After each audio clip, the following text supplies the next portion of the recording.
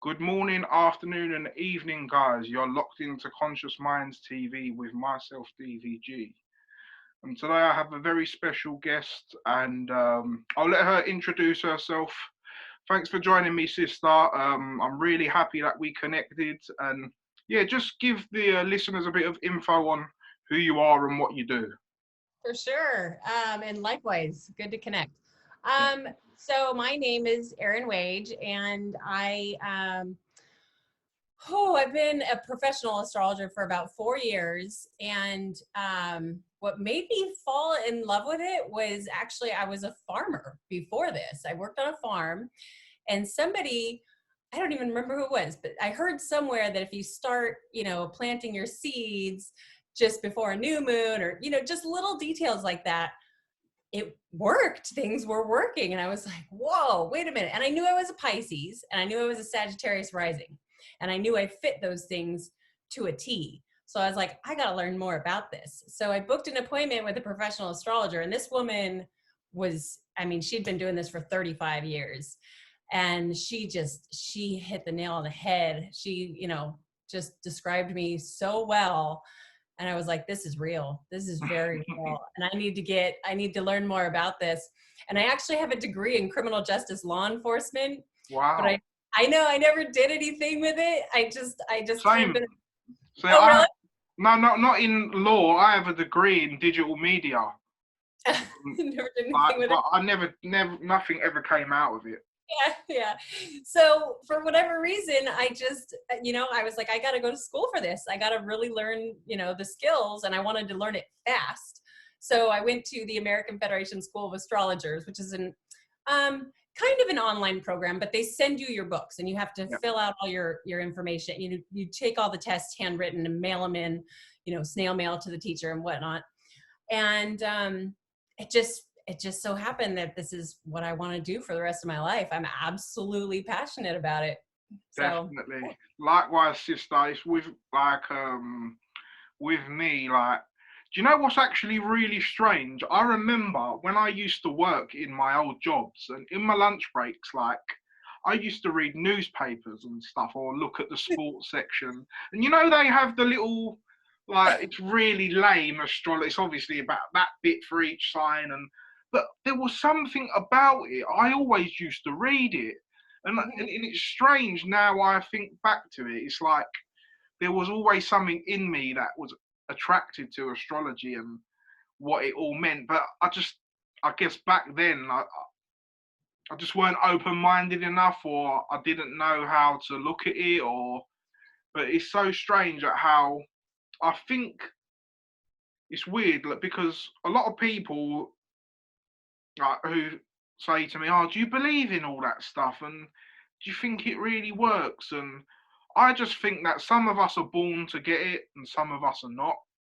And I just think that it was written probably for both of us to understand it and to get on this journey of learning it. And because a lot of people see it as oh, it's a bit like airy fairy, but when you really study it, it's just about the cycle of nature and how nature works. And it's actually, I think, you know a lot of things are always branded a particular way because they don't obviously want people to look into it. And I think that's genuinely what happened with astrology over mhm. the years. Yep, absolutely. Absolutely. I mean, it's either looked at as a pseudoscience, Yeah, or it's demonized, that sort of thing, depending on what perspective you're coming from. But there's no doubt about it. It's not about, do I believe in astrology? It's, exactly. I'm so grateful that I know and Yep, understand this language, and definitely. I'm able to, it's such a gift to be able to take a step back from what's going on in the world, especially right now, and get, an understanding as to why it's all happening, and not only that, but furthermore, I think probably what my knack is in astrology is getting, understanding the psyche of people, understanding why people function the way they do. I'm not super hip on making predictions per se. Some Same. astrologers, okay, yeah. Some astrologers are really good at that, but it's not like I frown upon that or anything. I'm just not really, that's not my niche. That is so crazy you mentioned that, sister, because I'm exactly the same. But now I'm thinking about it, we're both water signs. Yep. We're very psychic and we can pick up things. So it makes sense. Totally. We like that side of astrology because that's the way I personally look at astrology. I see it as natural psychology. It's how nature functions, out the psychology and the mind of nature functions Yep. throughout the 4 seasons and what each sign is and the elements, and it's amazing. I've actually got a new presentation coming. I'm going to be making a video soon. I'll give you a quick exclusive glimpse of what I've done. All right. It's basically, I don't know if you can see the title. Wow. Numbers and numerology in relation to the zodiac. Yes! This is awesome. But Wow. I found the most amazing findings in doing all this. But I'll give you like a quick example. Yeah. So, like, for example, you know how you have like all the fire and air signs are seen as masculine, and all the air and earth signs are seen as feminine. So masculine would be odd and feminine would be even. Okay. So if you add up all the numbers, so for example, for the fire sign, so you got 1, 5, and 9, which equals 15, which is an odd number. Uh-huh. So odd corresponds with fire, which is a masculine. And then you add up all the earth signs. So Taurus is the second sign, Virgo 6, Capricorn 10. It comes to 18, which is again an even number. But that's all I'm going to tell you. But there's so much more to it, and about art, about how it relates to the tarot, and there's so much in there, sister. But I'm gonna do a read. I want to go through it all nice and like clearly, and I'm gonna make notes so I don't forget things. But yeah, I'm the kind of person that, like, I'm a bit of a decoder. I like looking for patterns. Obviously, as you saw what I did with Santos with the Islam and the astrology and stuff. So yeah, I've got that coming up really soon. But I don't know what we was talking about. I've lost. What was we talking about before I mentioned that? Sorry, I lost my point. No, that's okay. I don't even. That's okay. I think we were just talking about water signs and psychic and. Oh yeah. For sure. Yeah, I'm the same, sister. Like, I'm not really too into the whole prediction side of it. I'm more in. I like seeing what makes people tick and why they act. And it's so funny, you know, like when like a relative will give me their chart and I'll see their moon placement and I'll just start laughing because it's so true. Like, I was like, oh my God, that is you. Like, and it's hilarious. I actually have so much fun doing it as well. Me too. Yeah. Obviously, you get that reading charts and stuff as well. It's such a gift, you know. It's like, my mother just recently passed away. And sorry to hear that, sister. Thank you. And going through her stuff, I found her book that had all my relatives' birth date in there. Wow. Not all their times of birth, so I couldn't really nail it down specifically, but I could at least, you know, for the most part, get their moon placement. But you can still, you know what? That's really interesting. You mentioned that, sister. Because sorry to keep cutting in, because I thought, you know what? Let me look at my mum and dad's one. I don't know the time or where, because they don't know themselves because they were born in Cyprus back in the 50s. They didn't record stuff, and it's just, my dad told me that his birthday's on the 11th of November, but he reckons that that's not actually his birthday. He reckons it might have been maybe 3-4 days before, but that's just when he got registered, for example. Okay, wow, interesting. So, but I just still looked because you can still tell because all the slow moving planets will probably still be in the same signs. For sure, yeah. So then you can still tell where like their Mars or Jupiter or the Pluto would be. And I had a little look at it and it was really interesting actually. For sure, yeah, exactly. So yeah, I got to go through like all my cousins, all my aunts and uncles. You know, the basics are like a natural chart for them, you know, without the rising sign. And I was just in hysterics. I was just, you know, giggling the whole time. And, you know, and not only that, but it's like, when when I see, say, somebody just throwing a tantrum in a grocery store or whatever, you know, just somebody acting, you know, kind of irrational, I'll think to myself, oh, well, you know, maybe their Mars is in Scorpio and right now their moon is, you know, squaring their Mars or something like that. And it helps me not be, you know, negatively judgmental Yep. amongst, you know, and just kind of get a better understanding as to what's really going on, you know? That is so true, sister. You know what? This is what I say to people. Since I've learned astrology, I've become more patient with people's habits because I know their charts. I Yeah. know why they're acting a particular way. So Yeah. you don't get, if they are acting a particular way, you won't maybe take it so personal, or because you understand the way they tick. So that is such a really good point you bring up there. Like, you just think that, like, just because someone's not like you, it doesn't mean they're not normal. Like, so it makes so much sense in what you're saying. But me and my brother, we play like the guessing game a lot, like with famous people. Like, oh, I Mhm. wonder what he is, and we check up his sign. And sometimes we're right, and sometimes we're wrong. But yeah, Yeah, it's fun, like using it in that way as well. for sure. Um, you said that you're a Pisces. Like, usually when I ask my guests, I always ask them this question: name me things you love, the things you love, the things that you love being a Pisces, and the things that you hate about being a Pisces. For sure. Oh, for sure. Okay, Not so hate. I wouldn't say hate because that's a bit of a strong word, actually. Like, you don't like. the things that, okay, yeah, absolutely.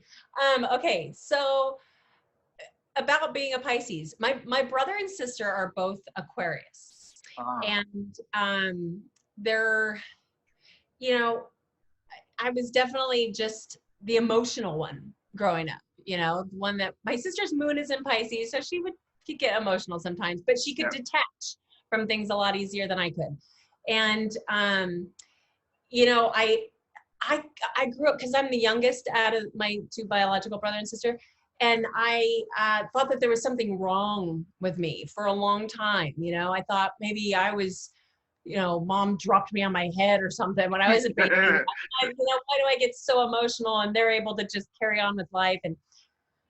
And so that was something, you know, now that I understand myself so much more, I can find, you know, some gratitude for that. But regardless, it's definitely tough to have to carry the emotions of others, and not only that, but to have these intense emotions, you yeah, know.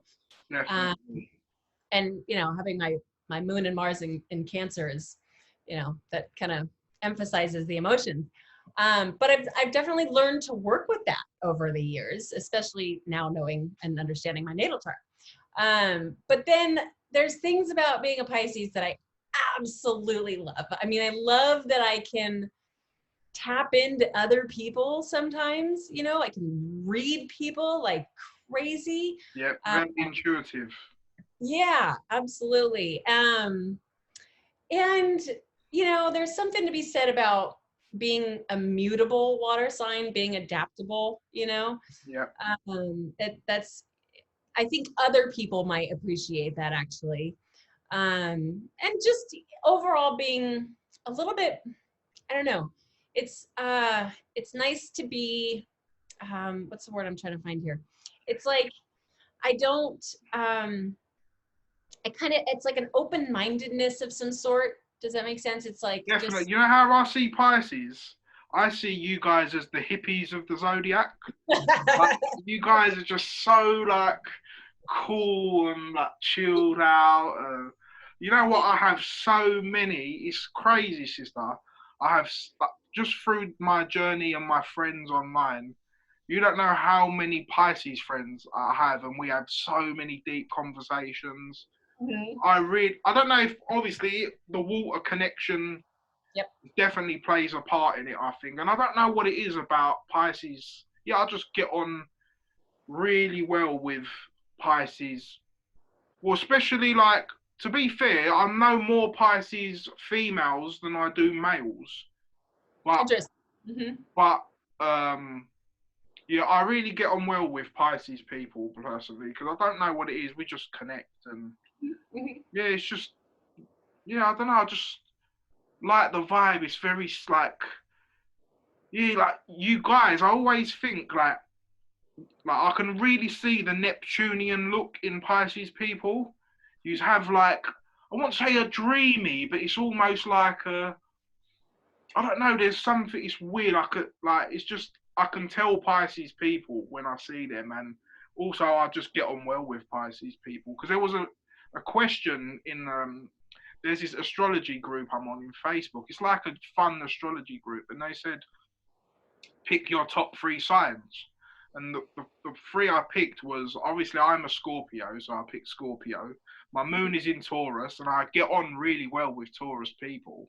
Uh-huh. And then the third one I picked was Pisces because they're also the other sign that I get on with everyone. I'm quite a open-minded, laid-back person, but they're the three signs that I would say I kind of resonate with the most.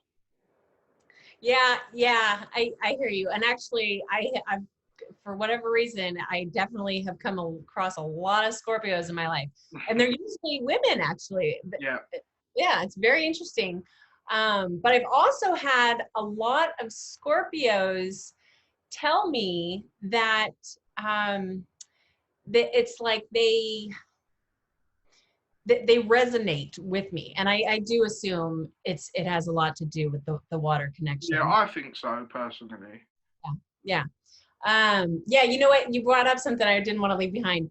The Neptunian thing. Yeah, That's another thing I should have mentioned is that it's really I mean, since I was, in elementary school, when I was, 6 years old, going to kindergarten, I can't, like, it's literally impossible for me to completely stay focused on yeah, somebody's lecture the whole time. I go into dreamland and I have yeah. no idea what that person is saying. That's a challenge, being, ruled by Neptune for sure. Yeah. Where is your Neptune in your chart? My Neptune is in Sagittarius and it's right on my ascendant in the Oh 12th house. wow. Yeah. Yeah, my Neptune's in Sagittarius as well. Okay. Yeah, mine is right on the end, literally just on the cusp of Capricorn and Sagittarius. Mine's in Sagittarius. Okay. Okay. All right. Sixth house, but yeah. Yeah. And sixth house? Yeah, sixth house, yeah. Cool, cool, cool. Yeah, that's nice. Yeah, it's having Neptune, being a Pisces, Sagittarius rising with Neptune on my ascendant. I kind of like, Pisces is also ruled by Jupiter, Yep, and Sagittarius is ruled by Jupiter. And I totally see that because there's definitely a connection with Pisces and compassion, and I personally don't think that compassion is coming from Neptune. I think it's coming from Jupiter. yeah, definitely. Because Jupiter's like, he's obviously the archetype of Jesus, so that's Mm-hmm. like the moral one. So Yeah, definitely, yeah. yeah. And Like a then lot when I of people think I'm a Sagittarius, but wait, I what? do. A lot of people think I'm a Oh, Sagittarius. yeah. I can I see do that. have, obviously, like I said, I've got a lot of planets in Sagittarius, so I get that. Like when people say Right. that, I start laughing because it's Yeah. kind of half true, if that makes sense. Because that's another thing that a lot of people don't realize with astrology. They just take mainly the sun into account, but obviously, it's so much more deeper than just the sun and the moon and your rising. Totally. I absolutely. I mean, I know people that, I actually have a friend who's a Sagittarius, but she's got 5 pretty, significant placements, planetary placements in Capricorn. And I barely see the Sagittarius in her, Yeah, Um, exactly. so yeah, just so much, so, when people say things like, oh, I don't believe in astrology because I'm a Taurus and I have none of the Taurus, qualities or whatever. I'm like, well, that's because there's just so much more to it. There is so much more to it. Definitely. Um, Moving on, I know you kind of briefly mentioned it, but like what I always ask like my guests or just people who are into spirituality and looking into more deeper things, was there like a particular moment or an event or something you went through that kind of made you like take that leap forward? Because like for me, It's like I was at the time when I got into looking into knowledge and look, I was kind of going through a bit of a not a dark time. I wouldn't say dark. That's a bit of a extreme word, but I was going through a time in my life where I just felt like things weren't really didn't feel that good, and it was weird. And then like I just kind of I don't know. I'm not sure if I mentioned it on the show I did with Santos, but I started experimenting in using cannabis. Mhm. And that's what kind of opened my mind a bit and got me looking into it. Kind of brought out, I feel like the real world kind of blocked out my spirituality, if that makes sense. Uh-huh. And when I kind of started using cannabis, it kind of it resurfaced. I Uh-huh. started looking into occultism and deeper stuff and things like that. And You yeah, then I activated got, your endocannabinoid system. sorry? You activated your endocannabinoid. Exactly. Yeah, exactly. And then since that day, it's just like my whole life's changed, and I've stopped eating meat and become more spiritual. I'm really into like herbalism and what foods do this to your body and what this is good for. And yeah, I've literally just changed my whole life path. Like from 2013, it's just like I done yang. Now I'm doing yin. Okay. Do you get what I mean? It's like 30 years I did that. Now it's time to try the other side and be a bit more balanced and stuff. So that's how I kind of got into it. Was there any particular? I know you mentioned the farming, but I'm just saying, was there anything more deeper to that? Absolutely, absolutely. Um, let's see, I guess it's been like 6 years now. I was extremely sick with something called Candida, Yeah, um, where it actually became systemic. And for whatever reason, I mean, actually, I can tell you astrologically why it happened, but it surfaced on my face. yeah, And it really was when Pluto was making some horrible aspects in my first house, but it surfaced on my face, and that's where I really just felt like crap for several years leading up to this, and I didn't, I just wasn't. I'm somebody who I kind of can get away with eating whatever I want and not putting on a lot of weight, yeah, and so I was never super health conscious because I thought I looked fine. I was like, okay, whatever. Meanwhile, I had no idea that I was like literally killing myself by eating the crap I was eating. yeah, And also I was taking pharmaceutical drugs and prescribed, but just things that were not good for my body. And I ended up going through a gnarly transit that I wasn't aware of at the time. But this candida, it surfaced on my face, and my face literally blew up out to here. I mean, it was all blisters. It was horrible. I was going to doctors. Doctors were making it worse. They were giving me all these more medications that every time I took a different medication, it got worse. And it got to a point where I was bedridden. My kidneys hurt so bad. I could not get out of bed. And my mom, who was a nurse for 30 years, between her and my dad, who actually he's got some good education in this kind of stuff, helped me kind of take things into my own hands. Like I had some support in saying, okay, no more doctors. I'm going to the internet to try and figure things out for myself. And I literally completely healed myself wow, with the use of herbalism. And I mean, it was not just herbalism. I had to do it all. I had to do spiritual cleansing. I had to do meditation. I did silent meditation retreats. I did everything. I did everything that I could possibly think of to try and heal myself, and it worked. brilliant. Yeah, and that's how because I had time on my hands because I wasn't working at all. I was too sick to do anything. I just started watching a lot of YouTube videos back in the day before we censored everything. But it opened my eyes. That's when I started really getting into Santos a lot. Santos Bonacci, for any listeners who don't know what we're talking about, who really kind of opened my eyes to not necessarily my natal chart, but just the fact that those lights up there are our true governors, you know, Yep. they're, you know, and, and that's when I started working on the farm once I healed myself. And it was actually, the farm that I worked on was actually a ganja farm. Oh Um, wow, really cool. yeah, That's cool. yes. It was I loved it so much. That was honestly like the most healing that I've ever experienced throughout this Wow. whole process was working. It was a family. It was like a husband and wife with 2 kids that had this big cannabis farm. I live in California, so it was, Oh, cool. Yeah. well, it was almost legal. It was almost legal. It wasn't quite legal yet, but that was kind of the fun part of it. But yeah, and I learned a lot working on there. I was barefoot every day out there. You're talking about how Pisces is a hippie. Oh yeah. And Pisces rules the feet as well in I know. astrology, so makes sense. So yeah, I was out there barefoot every day, and it was just, I mean, and again, that's when I started learning more about astrology and understanding that, you know, watching things grow so differently with the moon cycles and so on and so forth. And so that was, you know, like you were saying, you went through this like a dark sort of phase, if that's what you want to call it. I definitely went through some really tough, tough stuff. Yeah. And it was a really tough, you know, healing process, extremely brutal, you know. But I guess you know, I'm just grateful to be where I'm at today.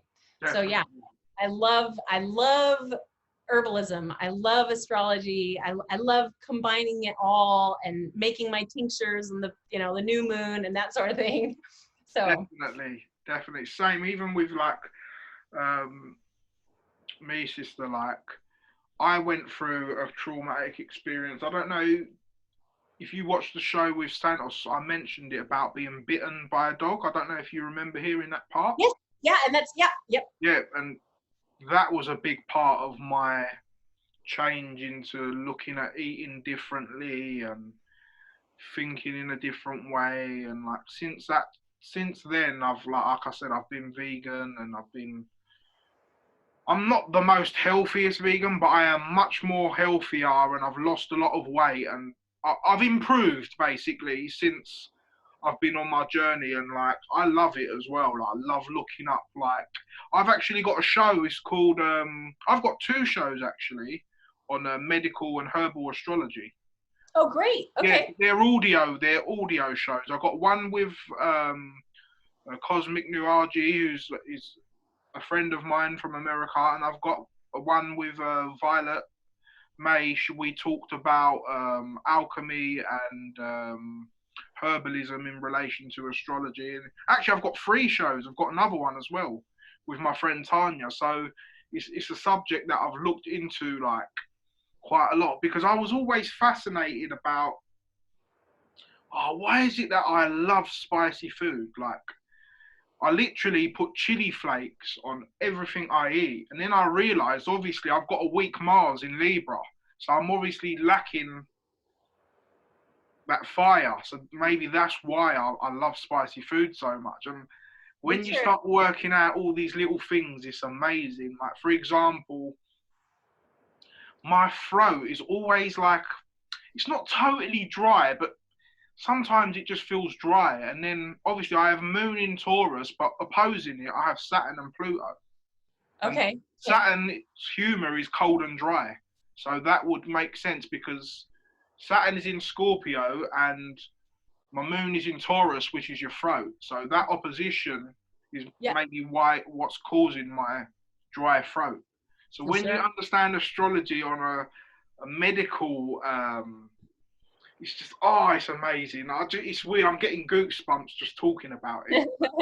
It's weird. It's just because like I understand it and how it works. It gives me it's amazing. But like yes, I've kind of looked into that subject myself as well. And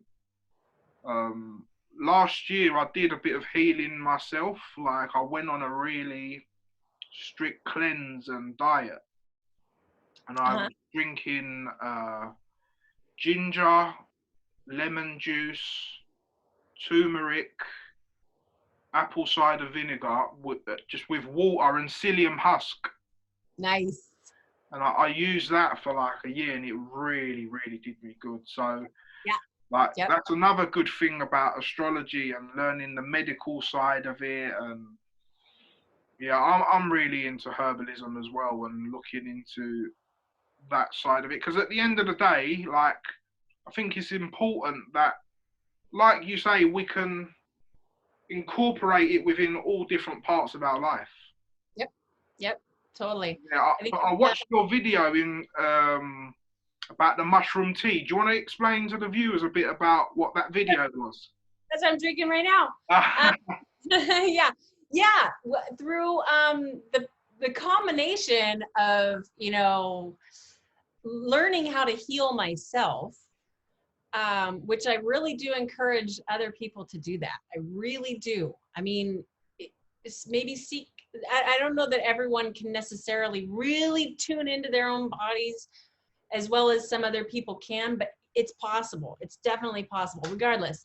Through the process of figuring out how to heal myself, I didn't have a lot of money to work with, you know? So I started trying to figure out what in the world grows around me that I could just go pick outside, you know? Because it's, I mean, honestly, I feel like almost everybody is put in a place where there's things outside that they can go and get medicine from, really. Sure.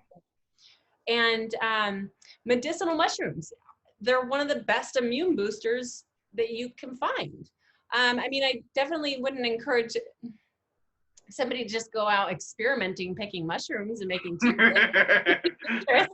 but Might pick the wrong one. Yeah, but actually, there's something to be said for mushrooms that grow out of trees, okay? Like polypores. They're called polypores. I could show, let me grab one. Cool.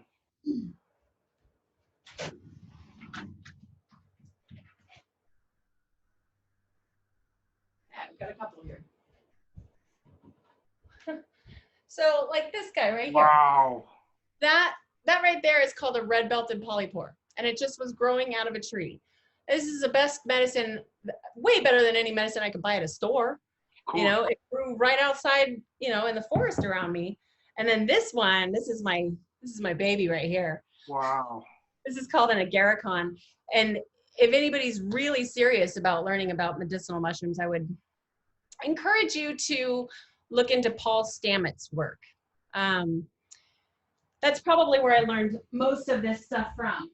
But, hold on. Does chaga mushroom grow on trees as well, sister?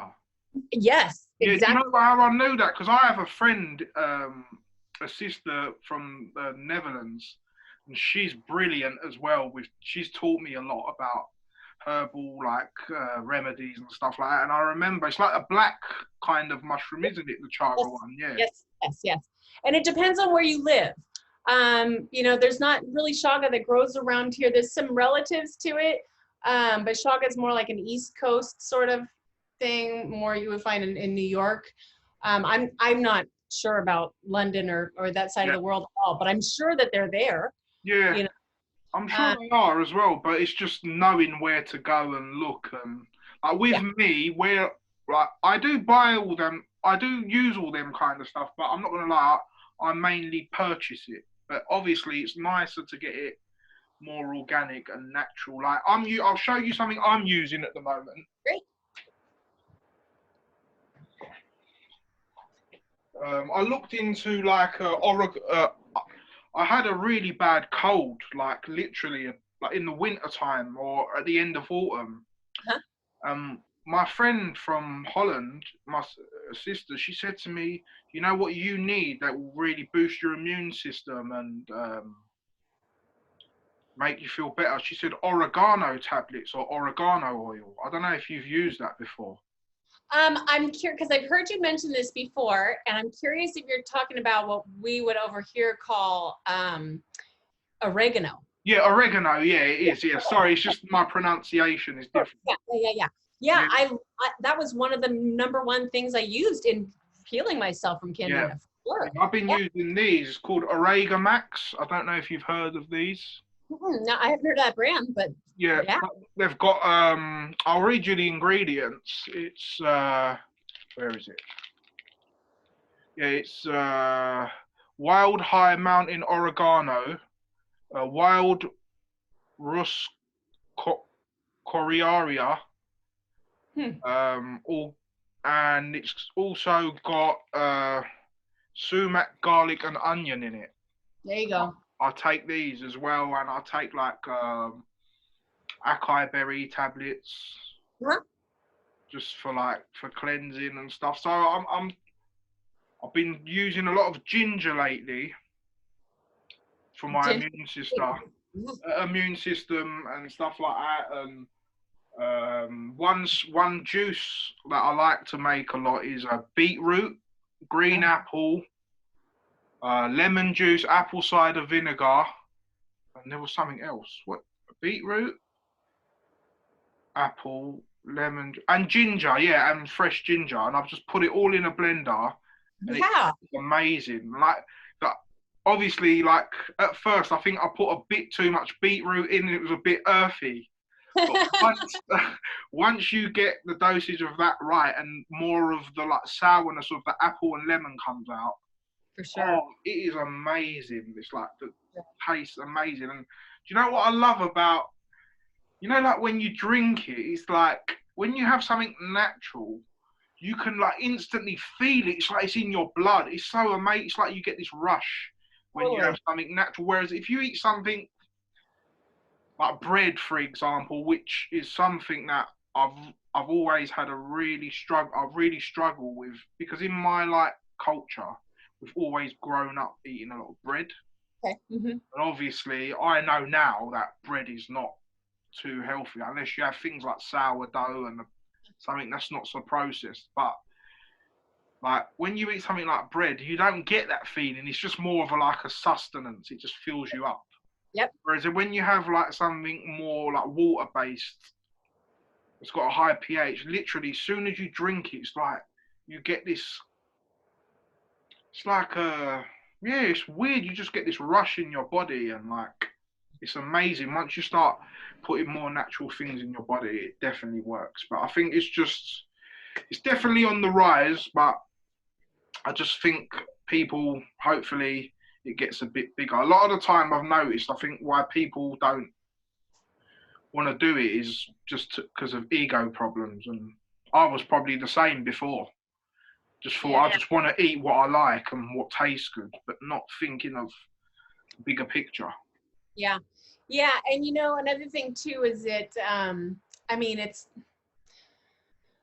sadly, I don't know how things are over there, but here in the United States, it's crazy. It's crazy how, it's like almost weird to eat healthy. I actually live in a place where it's kind of, I fortunately live in a place where there's nice vegan restaurants and, good places to eat and that sort of thing. But for the most part, there's just a lot of fast food. The line going outside McDonald's is always just absurd. And, but one other thing I wanted to mention too, just for anybody who's watching this who hasn't been on this, health kick or anything like that, sometimes this can happen. I know it happened to me a few times, but I know it's happened to other people severely, where say you have been eating hamburgers and drinking beer all the time and eating ice cream, and then all of a sudden you drink a fresh pressed celery juice or something like that, you can actually experience a die-off. It's a reaction where when your body's not used to that kind of thing, and it's like, whoa. And actually what you're doing is you're killing parasites. Yep. And that's why it's called a die-off, because you're killing parasites. And then the dead byproduct of those parasites is it releases ethanol, something called acetaldehyde, which can cause anxiety and stomach pains and all sorts of things. But you kind of just have to break through that. You kind of just have to, get through those hard times and recognize that you will feel better if you continue with that. There's no way around it. You're going to feel better if you eat better, Definitely. That's what I think. This is another thing I've noticed, sister. with a lot of people. They're not willing to go through the pain of changing. Obviously, I'm like that with certain situations, but obviously, like in the last 4 or 5 years, I've made a lot of changes in my life. So now it's not really much of an issue. But like, it's like, for example, like if someone tried, for example, to fast for a couple of days and they started feeling really ill, and obviously because you're shocking your body, but like people will just give up and think, no, no, no, I'm not going to do it. I don't like to feel. Whereas if you just try and be strong and withstand, because all you're doing is just like you said, you're probably releasing all them parasites, and that's why you're feeling the way you are. Yep. So it's just like, I think we have to be a bit more, brave in trying to go through our journey and stuff. Because it's like, for example, like my mum and my parents, they're very old school. So they, like my mum and dad, for example, are on loads of medications. Okay. And like, we have a lot of arguments and stuff, and because I obviously I know, and I don't want them to be like that. And I'm trying to get them to stop eating meat and eat a bit more natural. Which, to be fair, they haven't stopped the meat thing, but they are eating a lot more healthier, I must say, which is good still. Like, but and like, it's crazy because like, the one thing people don't get about medication is that, right, it might fix one problem, but because it's something the body doesn't recognize, the body's got to use another part of the body to then help that work, and then that part of your body is missing the particular thing, and it messes around with the balance of your body. And even that's to do with the endocannabinoid system, because when you smoke, it kind of balances that all out again, and you feel normal. So yeah, it's really frustrating, but like, at the end of the day, all we can do, sister, is we have to just try and be examples ourselves, and then hopefully we can inspire people. Because like, it's weird, I have such mixed emotions, because there's days where I really want to like talk to people and tell them, because I'm a kind of person, I don't know if obviously you've noticed, I'm quite an enthusiastic person. When I know that something's good, I want to I have that. I guess that's my like Leo rising. I'm a bit childlike.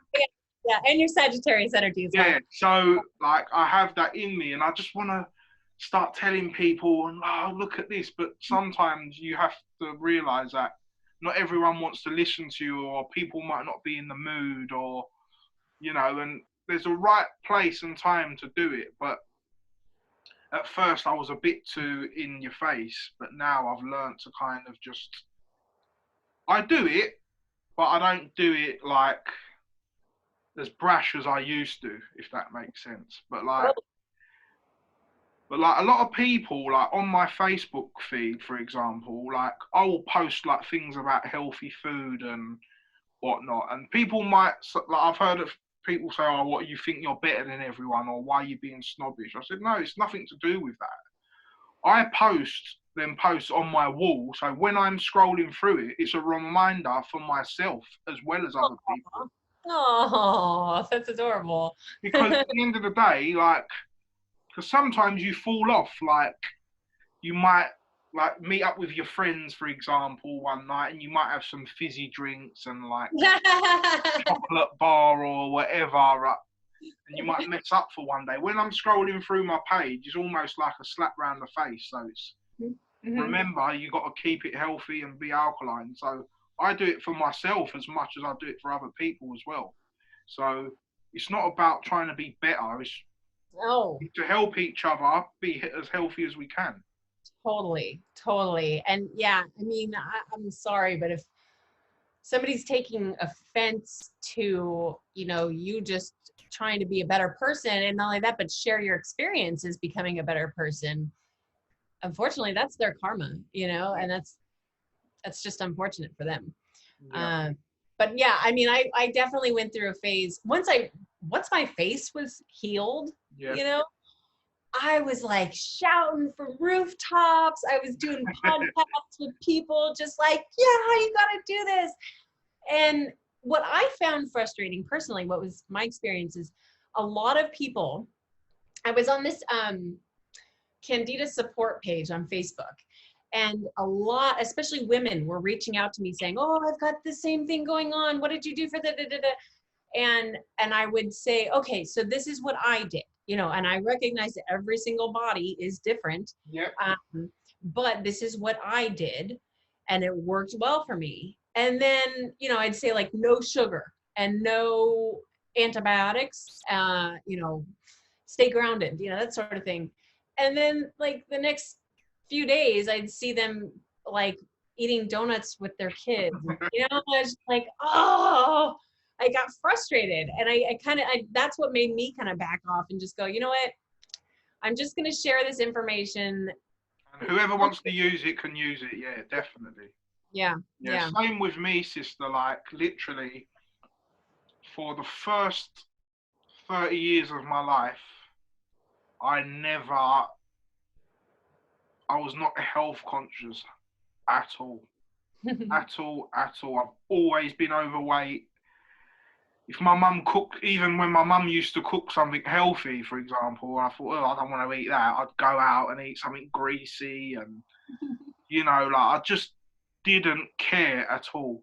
Mm-hmm. But then, like I said, once I came to like, obviously, you know what, shall I tell you, again, going back to astrology, Mm-hmm.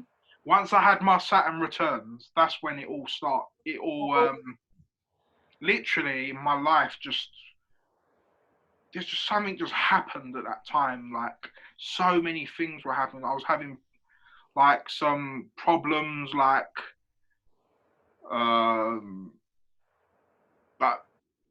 medically. I was like going through like hard times, and literally Saturn did came round and give me that tough love or that lesson that I needed at that time. And it's ever since. What house is your Saturn in again? 4th in Scorpio. Okay. All right. Okay. Yeah. And yeah, it really like it was just, you know, like they say, like when you learn astrology, they say every 30 years Saturn comes around to give you a lesson. And he really did. He really did give me a lesson. And that is what kind of, that was the spark of me going on my journey and stuff. Like I'm wearing a copper bracelet. I don't know if you can see. Nice. Yeah. Like, I would never have worn something like this 6-7 years ago. I was like, oh, look at him, he's weird, or do you get what I mean? But I've got past my ego and that way of thinking now, so yeah, I don't care. Do you get what I mean? I just do me now. Whereas before, I feel like we was living for other people, if that makes sense, and what they wanted rather than what was coming from our heart. And I think that's so important for a person that obviously it's good to please other people as well. You have to help other people and not be selfish, but ultimately don't do it at the cost of you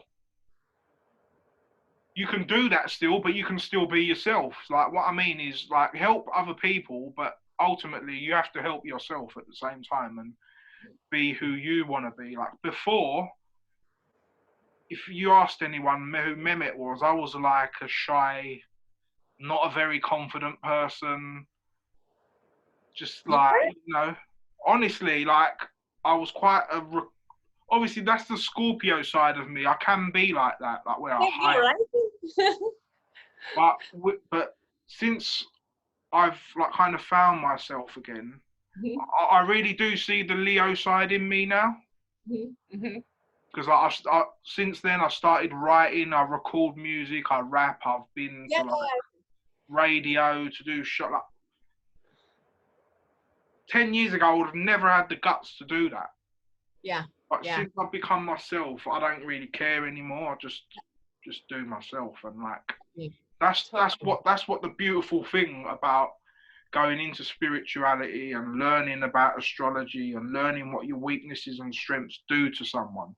Yep. Like a lot of people see it as, oh, you've gone weird and all this stuff, but if anything, I think it's a total opposite. I love what it's done for me.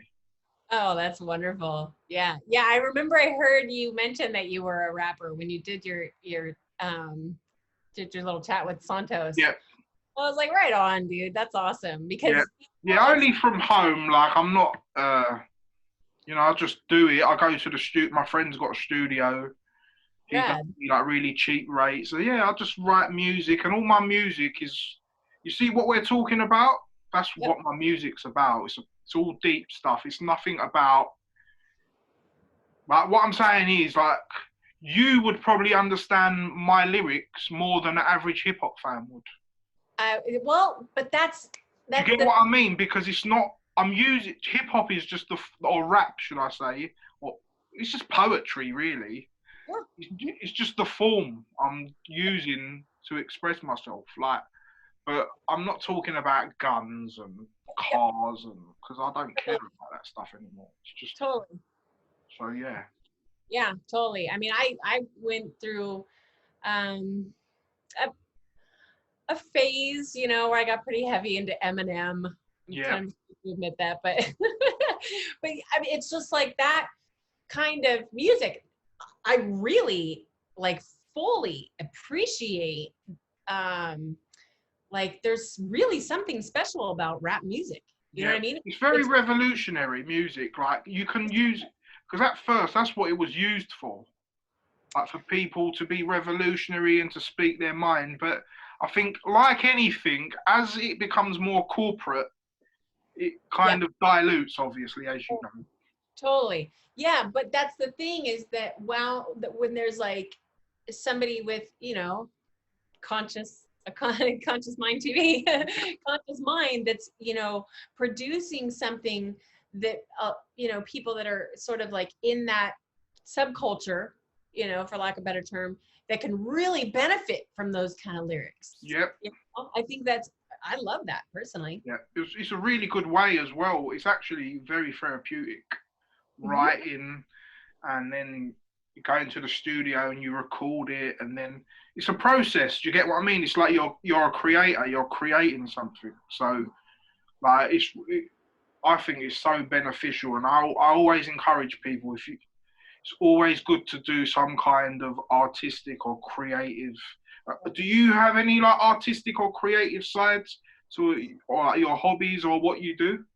Well, I used to kind of sing here and there, but that's Yeah, not necessarily for me. I think where I get this like a creative tension when I'm writing, but on the same token, when I'm writing, it's there's so much going on inside me. It's yeah. almost like I've got a fire in me that yeah, it just gets intense, and that's probably even though it's okay, I really try to be persistent with keeping up with my, new moon, full moon posts, or when it's a new zodiac's, the sun moves into a new sign or whatever. I try to be, persistent keeping up with that stuff on Instagram and Facebook.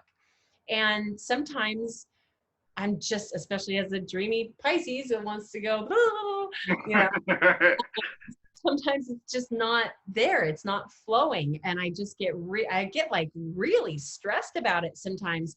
But then when I'm done and I post it, it's like, oh, it feels like I did it. It feels, and that's my creative, and Definitely. from what I've been told, I do pretty well at taking something that people know nothing about and making sense of it to them, so.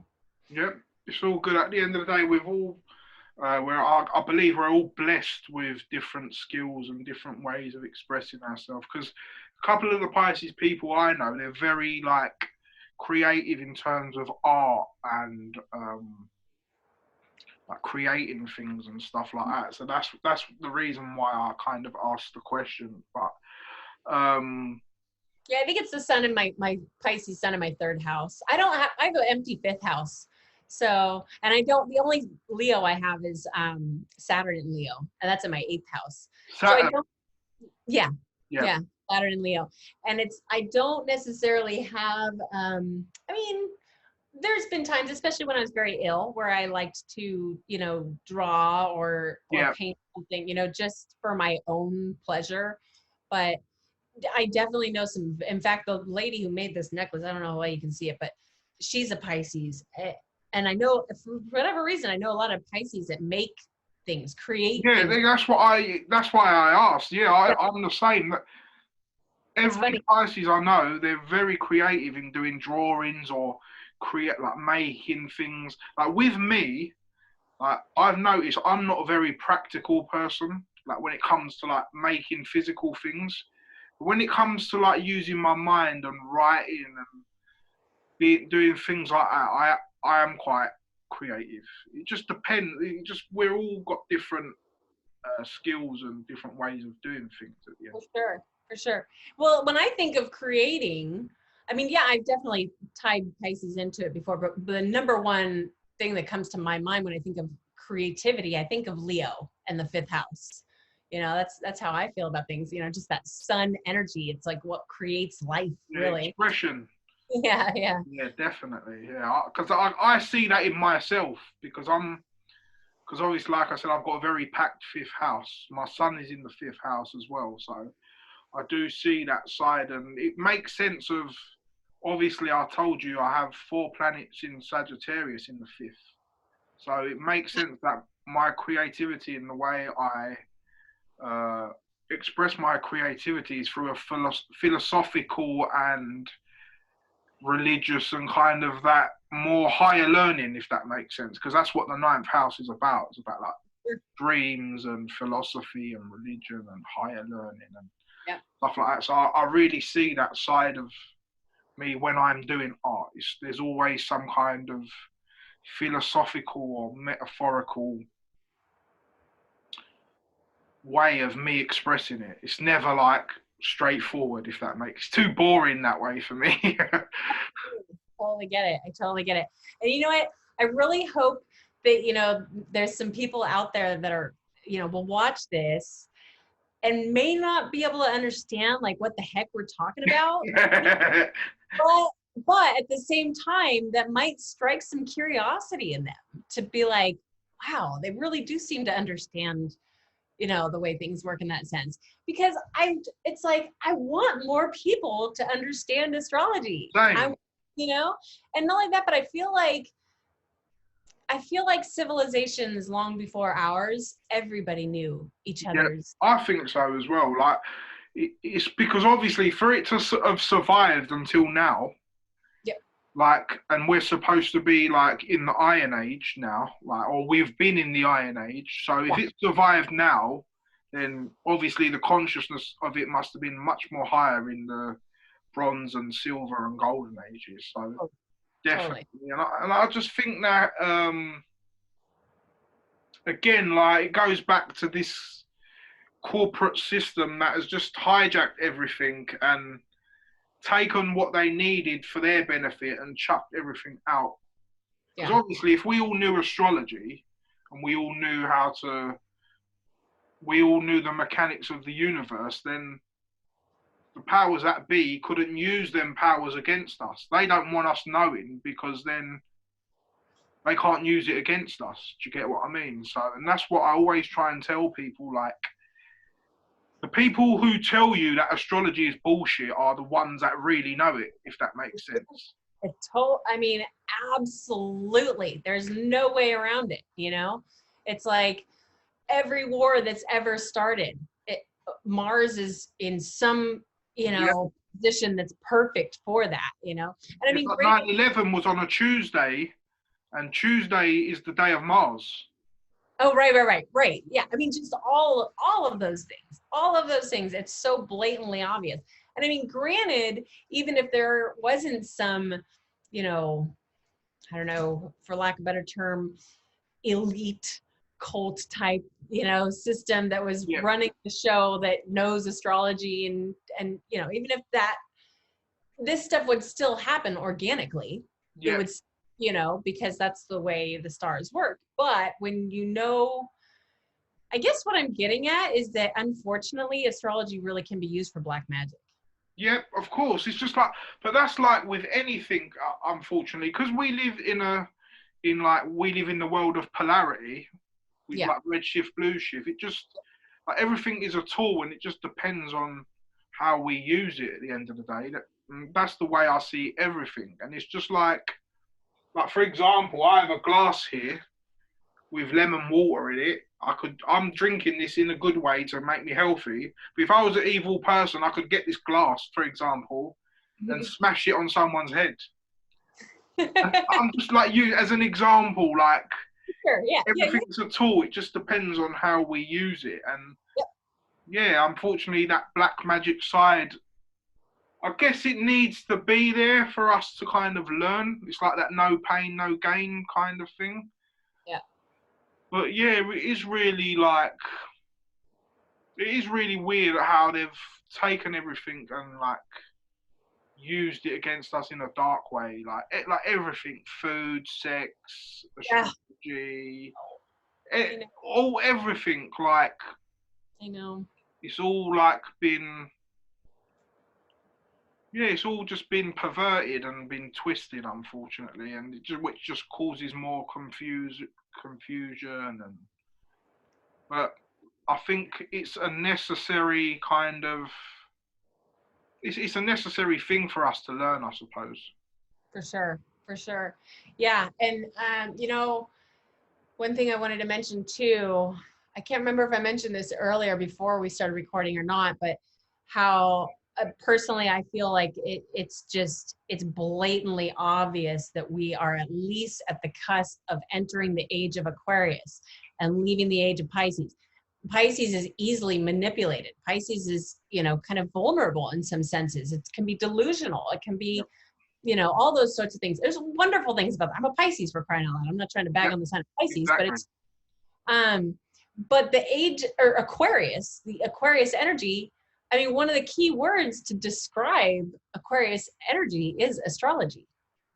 I mean, at least going from most of the books I've read and Yep. my school, it's like like my school, for example, they would, and I already knew a lot before I went to school, Yep. but I liked the way that they would lay things out in the sense that like, okay, so here's Aquarius, here's a list of words, key words to describe Aquarius.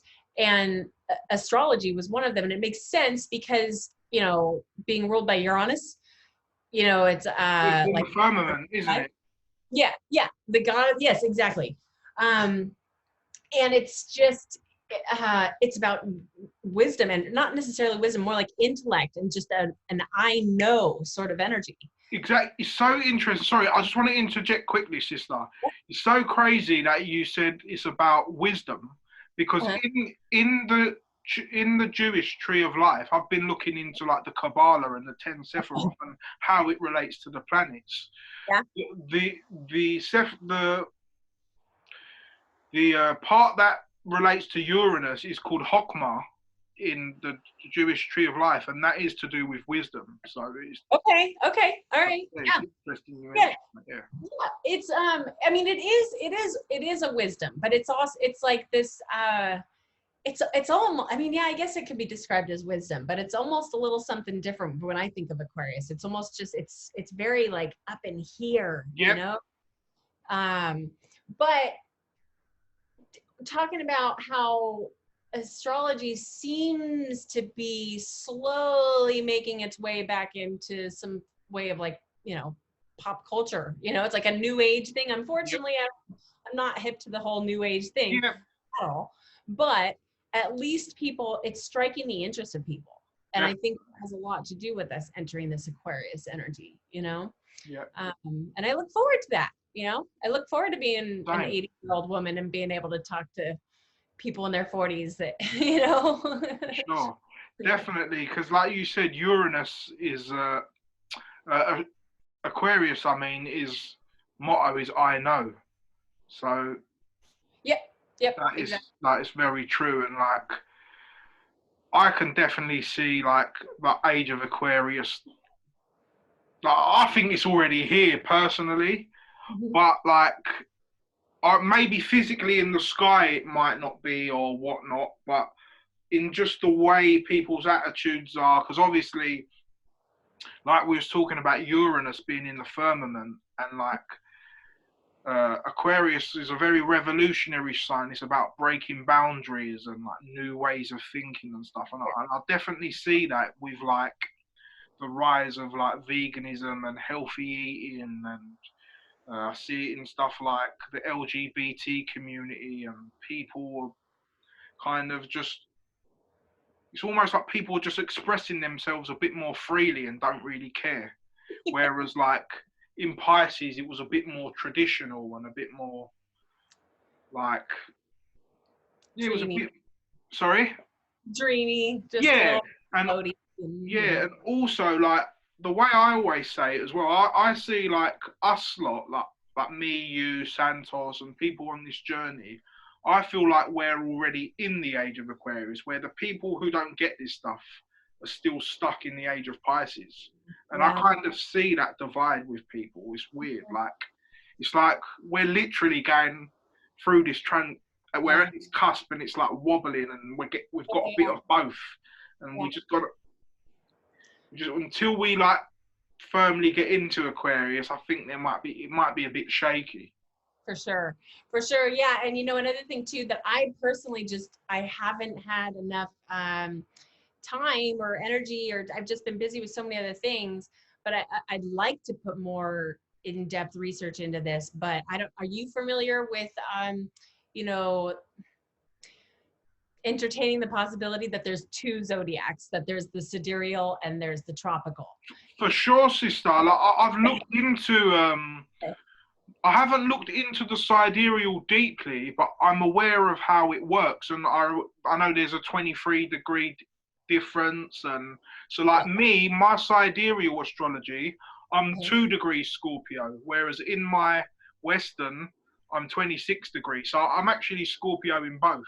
Whereas Yeah. my brother and my dad are Scorpios in Western, but they're Libras. They would be Libras in sidereal. And how do you feel that do you feel like they're more Scorpio energy than Libra? I think they're more Scorpio personally. Yeah.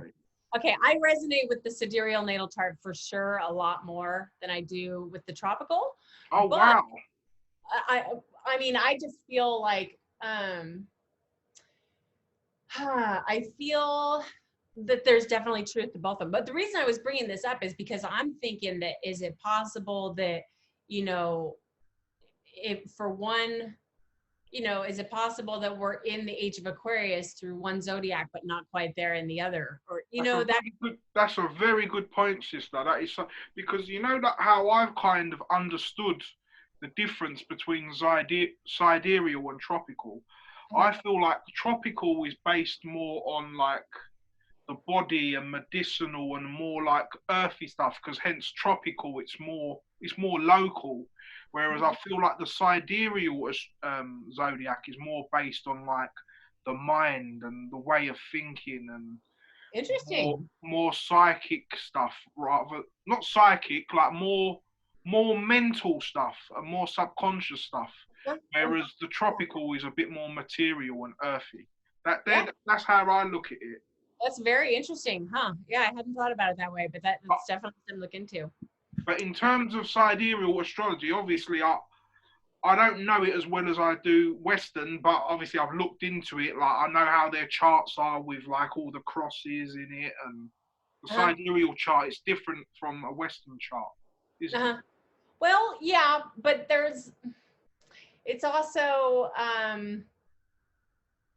also pretty similar. I mean, it's also pretty similar, and there's so many different, you know, forms of, you know, there's the Jyotish, Vedic, and all. There's all these different kinds, little details, and you can even do like whole sign. Yeah, whole sign houses. Yeah, of course I've looked into that. And really, I see truth in all of them. I really, really do. But I mean, I definitely resonate with Western astrology. Yeah. But yeah, that was one point that I wanted to bring up. That's actually a really good point you brought up, sister, because sidereal is actually, it's weird. I've gone through phases looking at it, but I haven't like dedicated a whole Like, I haven't gone into it really deeply, whereas Western astrology, I have gone into it more deeply. And I don't know if that's because what information has been thrown at me and it's just a bit more available, or.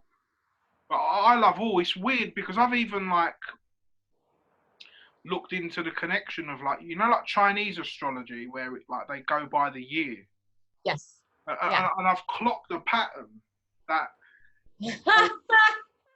Of it's course you have. based, and it's only again through Santos mentioning something and then me going to check it, and I thought, wow, it makes sense. Yeah. So, for example, like I have my he said that Chinese astrology is based off the planet Jupiter. So if you think about it, Jupiter is in each sign for 1 year. Uh-huh, uh-huh. So then everyone who has the same animal, like I have Jupiter in Sagittarius, and my cousin, who's 11 years younger than me, also has Jupiter in Sagittarius, and we're both born in the year of the pig. Okay. Okay. So what the idea is, you have to check if someone has the same animal as you, they're more than likely to have the same Jupiter placement as you. Of course. Interesting. Huh? Because obviously, the reason why it goes by each year is because Jupiter takes 1 year to transit one sign. So Yeah. that's how, like you said, none of them are wrong and they're all right, but they're just different. It's like languages. Like Santos always uses the example that Chinese isn't a pseudo language because we don't understand it. It's just a different way of talking and communicating. So totally, I agree, sister. Like, we should maybe make more effort to look at different ways because maybe we can sync it and it will work together. Because do you know the astrologer Victor Kara? He that's what he does. He combines both. He uses like tropical and like Vedic, I think, or sidereal, and he kind of like puts them together and does like 2 charts, I think. Interesting. But yeah, I hear, some astrologers that I actually, for the most part, like 95% of the information that they're sharing, I resonate with. But then all of a sudden I'll hear them say something like, it's all about tropical, sidereal, and I'm like, because they really all do work, yeah, of course. For sure. Definitely, I totally agree. It's never good to and it's always good to challenge your ideas of way of looking at things. Do you get what I mean? Like, because you might think, because even I do it still with astrology. I thought, let me test this to see if it works or if it doesn't work, or if, like, I always kind of try and always question my thoughts and beliefs and the way I see things and try and challenge myself at looking at things in a different way. And I think that's really important for us to do, not just with astrology, with everything at the end. For sure. Absolutely. Absolutely. And, and on that note, I also feel like it's really important for people, especially these days, to be open to changing their mind. Do you know what I mean? That? Like, we've been like programmed with things to believe, Exactly. from the time of birth. And I know for myself that I have had to go through several times in my life where I've had to completely change my mind about something. Yep. Change my belief system, if that's what you want to call it. I like to call it my perspective of truth, because people seem to frown upon the word belief. But I feel like that's a very important thing for people to remember, is just be open to listen to other ideas. Definitely. Like, one of them, like, that you just brought it up, I'll just mention it. Like, I don't know if you've looked into the whole subject of the shape of the earth and all that stuff. Like at one point I was so into it. Now it's not that I don't care. I do care. I have my own opinions on it, but I'm not going to sit there and argue with someone about nothing that we can both personally prove. Like, I can't prove whether the Earth is flat, a ball, it's concave, it's square, it's hollow, or whatever it is, because I am never going to experience the whole Earth as a whole. Yeah. Personally, I do believe like that we are geocentric and Yes. that the Earth doesn't move and that the heavens are going around us. Yes. It could very well possibly be a flat plane. It could. I mean, I've looked into concave Earth quite a lot because a lot of my old flat Earth friends became concave Earthers, and they were saying to me, "Oh, you got to look at it. Don't be closed." So I thought, you're right, because if I've been open-minded enough to take that leap from globe to flat Earth, then I have to be open-minded enough to look at other people's ideas, because then I'll be a hypocrite. So I looked at that. I actually really like that model. Mm-hmm. But again, I've got to that stage of my life where it's just got to that point where I always say to people, forget about the models, just learn astrology, because astrology works on all models. Yep, exactly. So it doesn't really matter because the sine wave goes on everything. So Absolutely. Once you know the sine wave, you can adapt it to any model and just see how different people view the world. And that's the way I've kind of used it. Good for like you. religion, they're all saying the same thing, but in a slightly different way. Yep. That's the way I see cosmology. Yep. You know what I'm saying? So I love flat earthers. I love concave earthers. I love people who believe in the globe. I love everyone, but I don't believe that. When I say I don't believe in the heliocentric model, personally, Mm-hmm. like I said, I think we're geocentric, and I think that the heavens are, whatever model it is, are going around us, and that's my current stance on that. Yep, I'm on the same page. I'm on the same topic, but it's just because I'm so tired, sister, of arguing with people. Like it used to, like, I remember I used to go to the studio to record music, and people would say, "Oh, you're a flat earther," and we'd like get into a debate, or we'd start and like.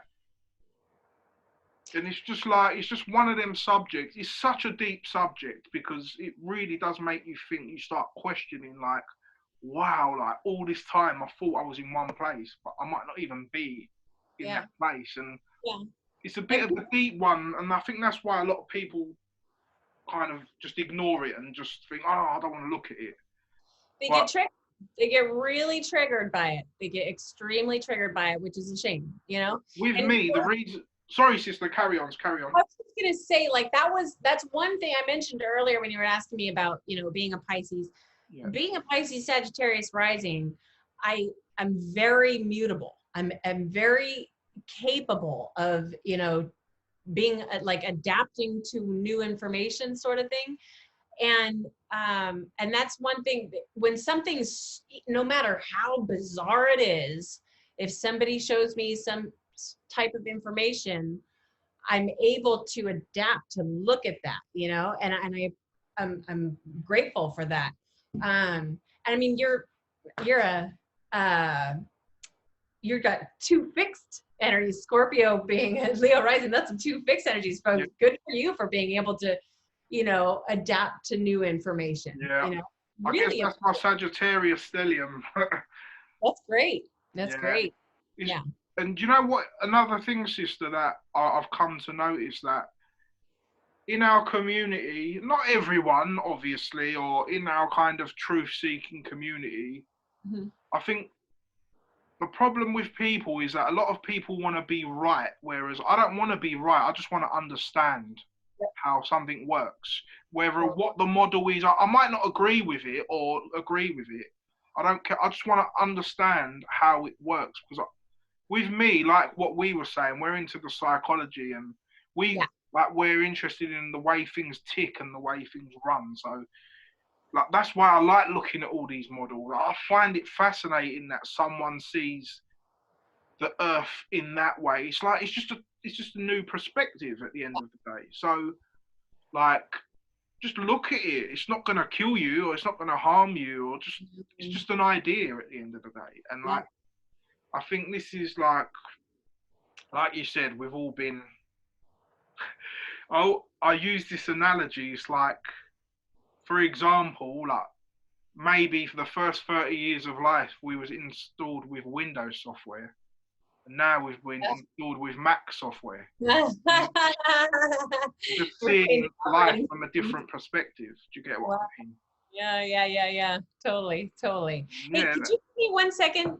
Sorry? Can you give me 1 second? Of Can you course. pardon me? Yeah, go ahead. I'll be right back.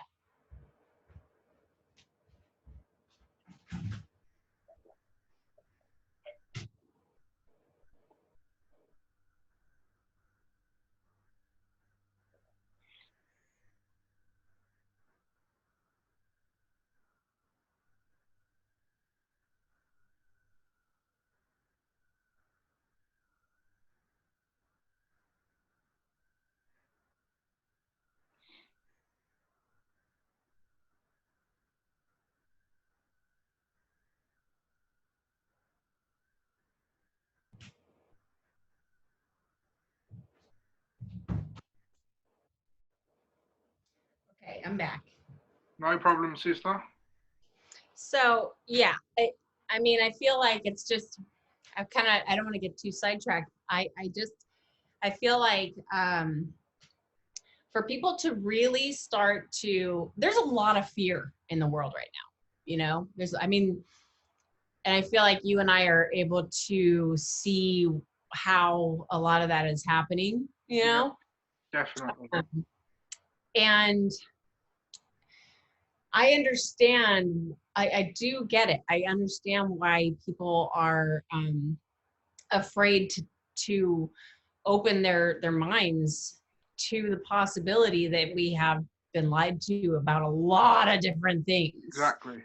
And that we can't necessarily trust the authoritarian figures that are, you know, we've been, you know, trained by or programmed by, that sort of thing. And it's very, there's something very, I don't know, not only enlightening, but like gratifying about recognizing, like, just at least entertaining the possibility that mostly everything we've been told might be a lie, you know? And it's scary. It is scary, and there's enough fear going on out there in the world. I can understand why people are just not ready to hear that kind of information. But if they can, if they're willing to, like I said, just open up their heart, open up their mind, just for one split second, just try to even pretend to allow that kind of information in. There's something to be said for people who are able to do that, and how it really it can help you get through this kind of a like gnarly transformational process that we're all experiencing here on Earth, you know?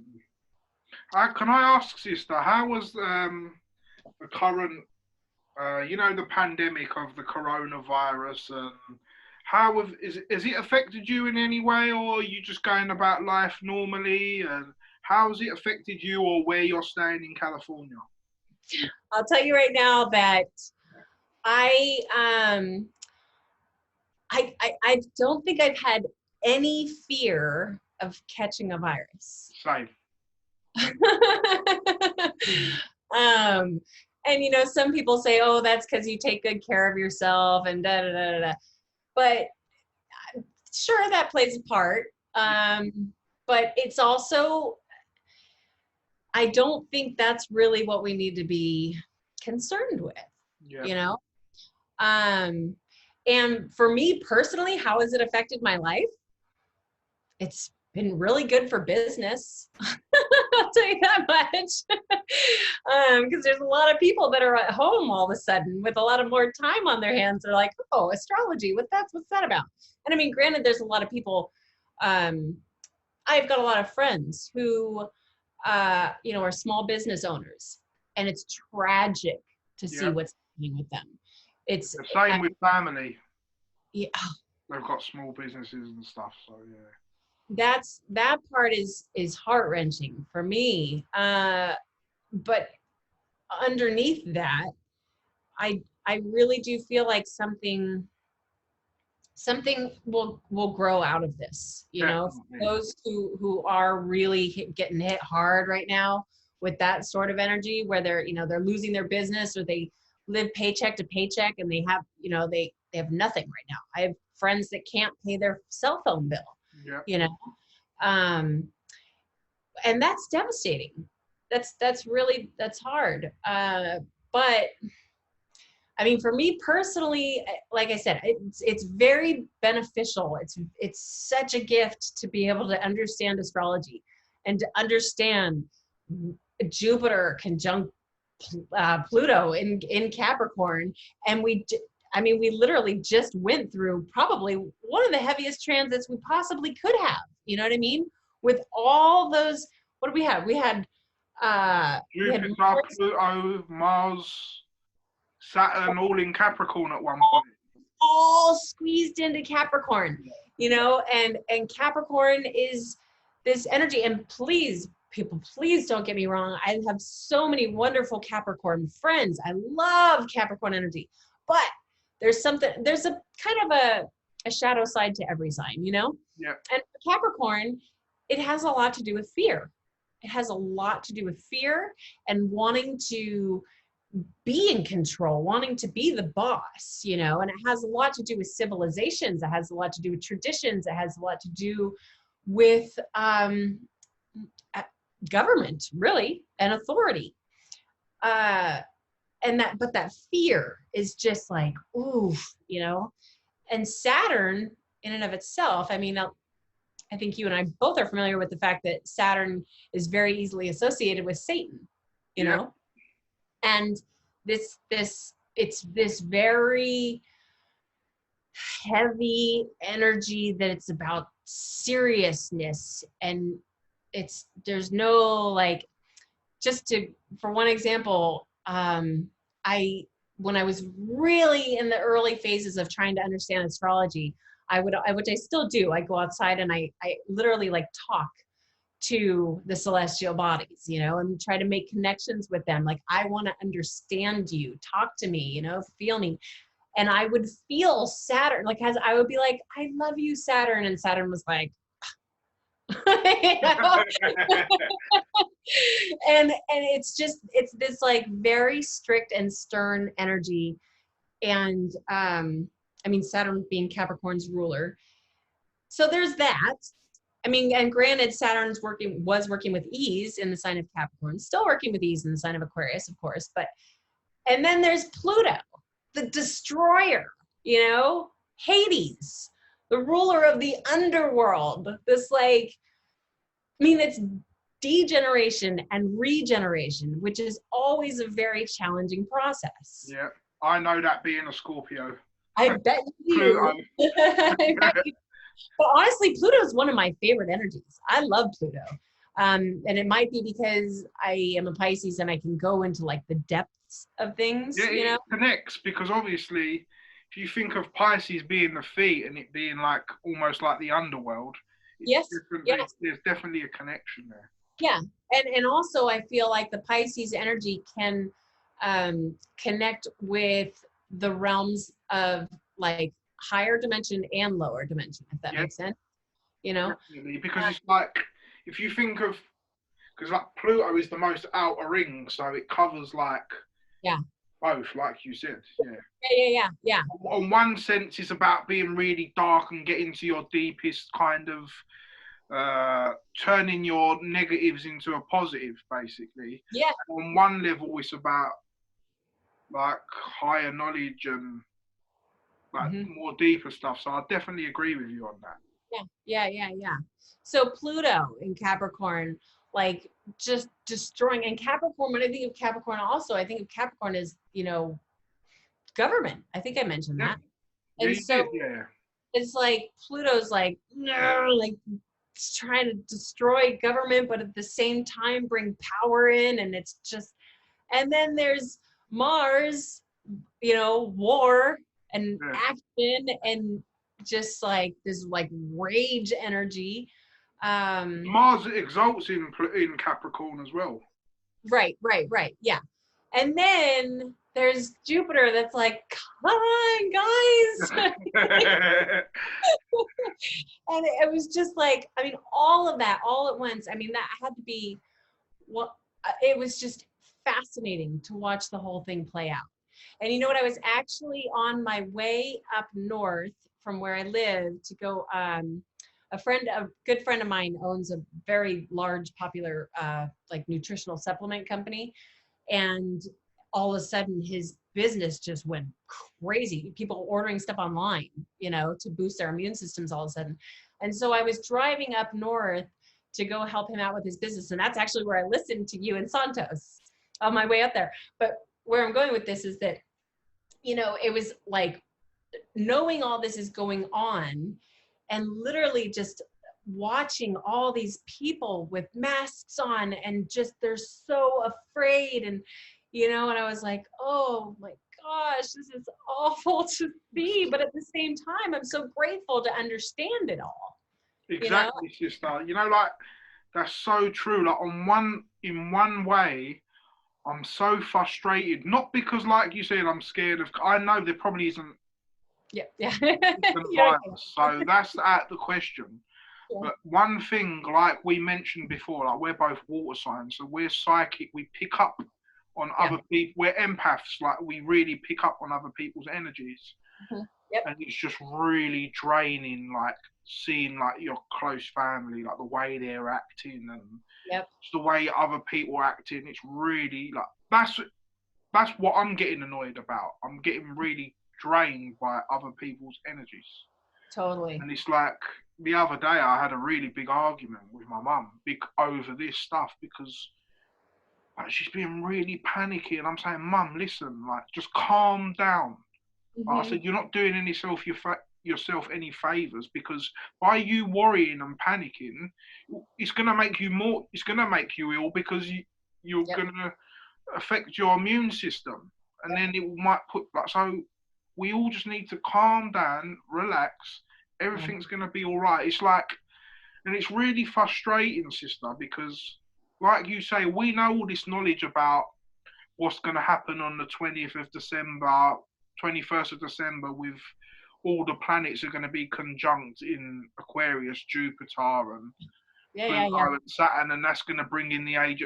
I can't explain this to people because it's just like, one, they don't know, and two, they'll just start saying, oh, what are you talking about? You're crazy.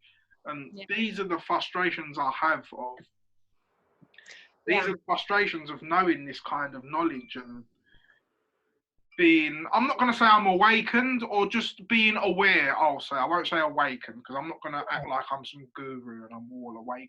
But what I mean is just like, it can be, as much as this knowledge is amazing and beautiful, at the same time, it can be frustrating. But that's why it's so great to meet like-minded people like yourself where we can talk and exchange and just collaborate. And so it's all good at the end of the day. And like I said, I'm really glad you've reached out because likewise. It's so good to meet new people and just make new connections and just not even just for you, just to learn from each other, just to see what your life has been about and what mine and how you've had to like go through life with your struggles. And it's like at the end of the day, because sometimes you think you're going through a hard time and then you listen to someone else's story and you think, what have I been moaning about? Like, I haven't been through nothing compared to what other people have been through. So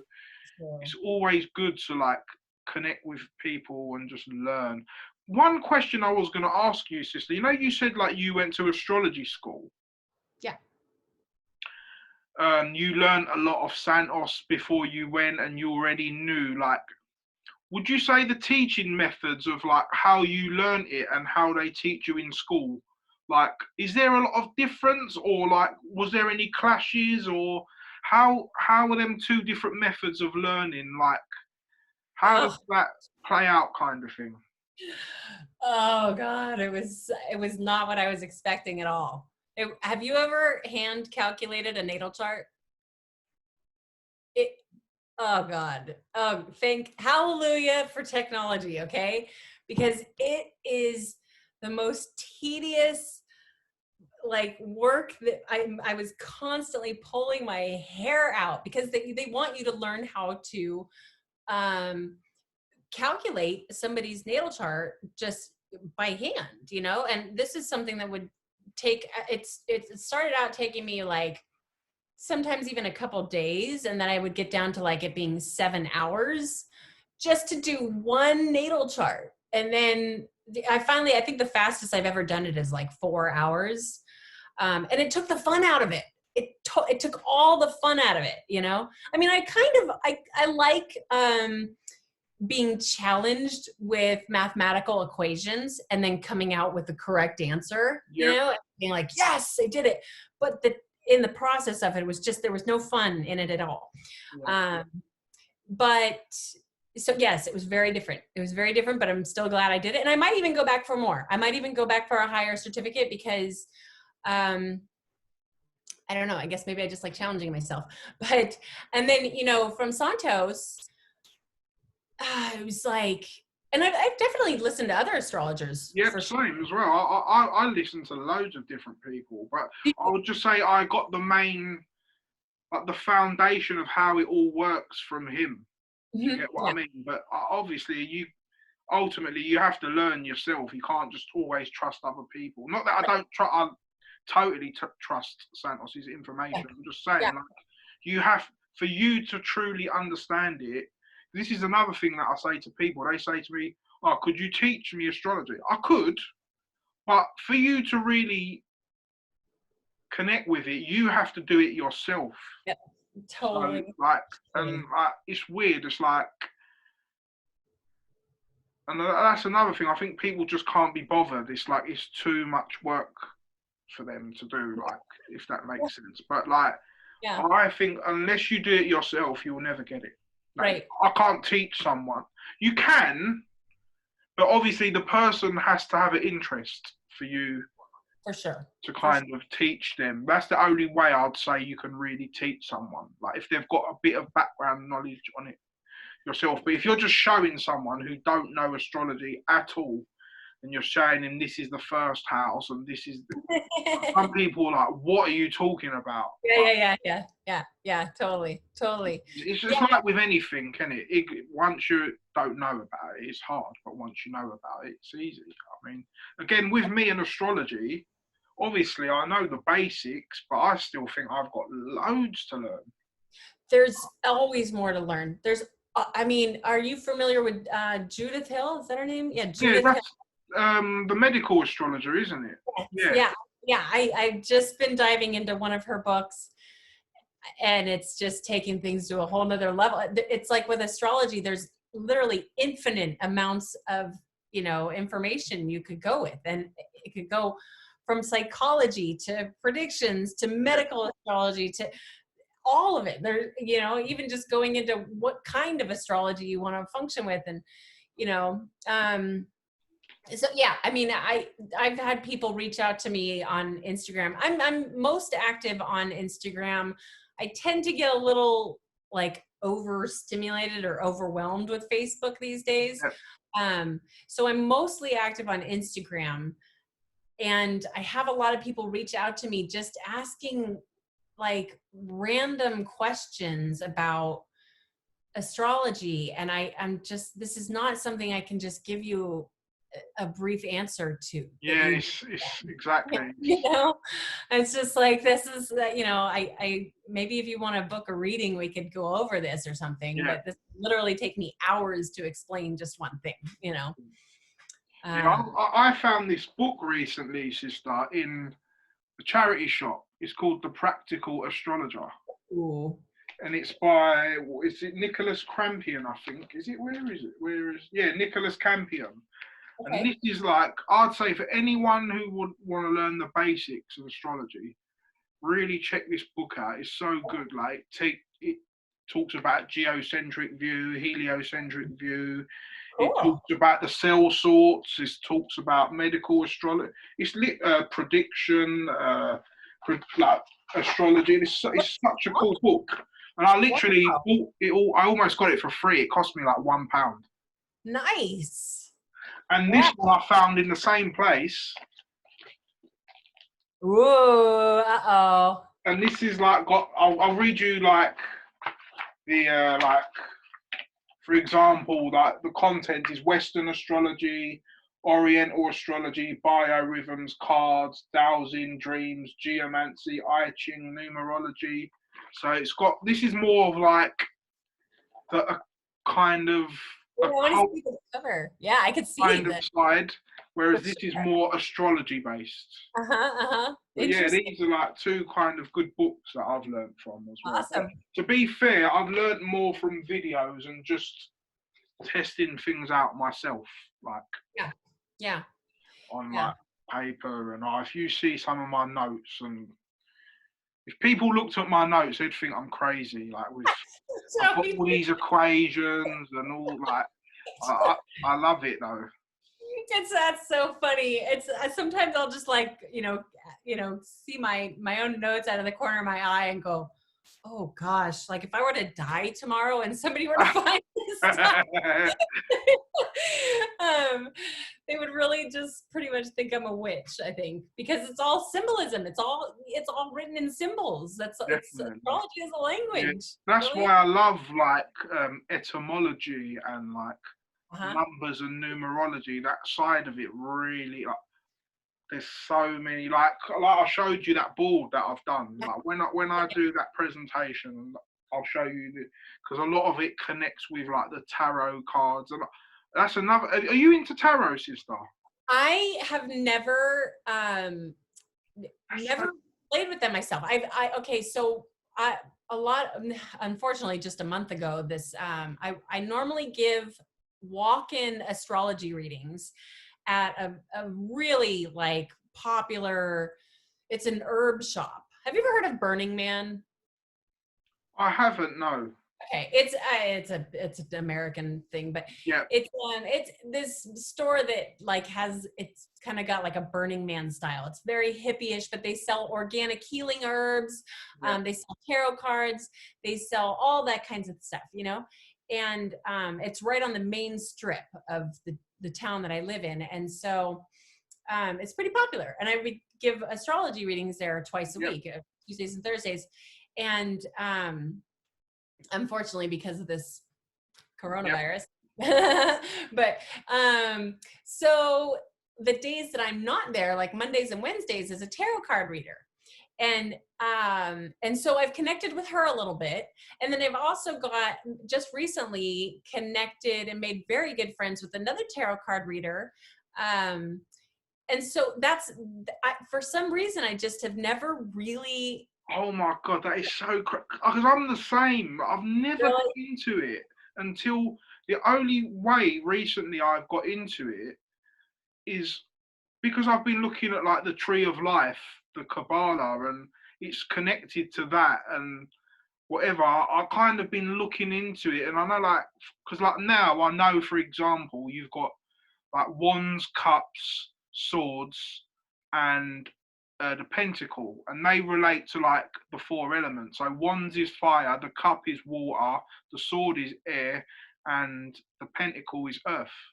So Okay. like I'm aware of like, see with me like reading tarot cards and stuff like that part of it don't really like interest me, or I'm not that like, because we said we're not into the predicting side of things, Yeah. but I want to know what each thing symbolizes. So that's why I've been looking at it and the numbers and things like that. And so, and that's the reason why I asked, because I've recently delved into it and I've made some connections which connect with my presentation as well. Sure. I can't wait to see it. I bet you So yeah, that's gonna be awesome. but just to finish off, sister, I want to say I really, really appreciate you taking your time to talk with me. I've enjoyed this so much, and hopefully, Yes. this will just be the first of many discussions. And today was just kind of us getting to know each other and Yeah. how like we got into astrology. But maybe in the future we can like kind of do a show like on a more specific subject, like Yes. for example, medical astrology or You know whatever what? it is. You know what I would really like to do is I've been looking for somebody to connect with to just have a conversation about this who would get it Yeah, instead of myself just making a video about it. yeah, Um, I have a lot of friends who are really kind of having a hard time accepting astrology because they're Christian. ooh, And I, I feel like just a conversation with you, because I feel like you've got it's astrotheology, yeah, and the Bible. Like I tell people, I'm like, you don't understand. I love the Bible. I love the Bible, but I am by no means connected to any sort of organized religion. yep, And same. and not only Well, that, but I feel that the Bible is a book of astrology. You know, so I'd love to maybe connect with. But there's so many things we could go on and on yeah, about. exactly. That's what I'm saying. Like, it might be, maybe there might be something that you see or I see, and we could say, oh, do you want to talk about this or whatever it is? I'm just like, it's limits. Like, we could go. You know what I would love to do one day as well? Like, I've always said this in the past. Like, I would love to get like 3 of my guests, like who I've interviewed in the past, that never know each other, and we could all have like a big like astrology talk, or For sure. like, because Yeah. like that would be so cool, because it would be good for you guys to meet each other and stuff like that. And like, I think that would be really cool. Like, Yeah. just different astrologers from around the Yeah. world, and we can just talk and exchange and like help each other and just learn from each other and share ideas. But before we go, sister, Yes. let people know how people can get in touch with you for a reading, and all your platforms you have on social media, whether it's Facebook, Instagram, or any other platforms. Well, I think probably the best, I mean, if you are interested in booking an astrology reading with me, you could just send me an email at Erin Wage Astrology. That's ErinWaage astrology at gmail.com. I have a website, but it's kind of, I'm actually upgrading it. I'm in the process of upgrading it, so I'm not even going to bother giving you that right now. Might even change the entire URL. But Instagram, you can just find me on Instagram as Erin Wage, again, ErinWaage. My screen name on there is imaginal_cell. And that's also just where I post, stuff that's going on. And I'm also on Facebook, but I literally don't even check my Facebook messages anymore. I got overwhelmed with Facebook. So, but those are ways to find me. Cool. Yeah. Thank you. Okay, guys. Thanks for joining us. It's been a pleasure for anyone who's watching, and we're going to sign out. So, peace out. All right.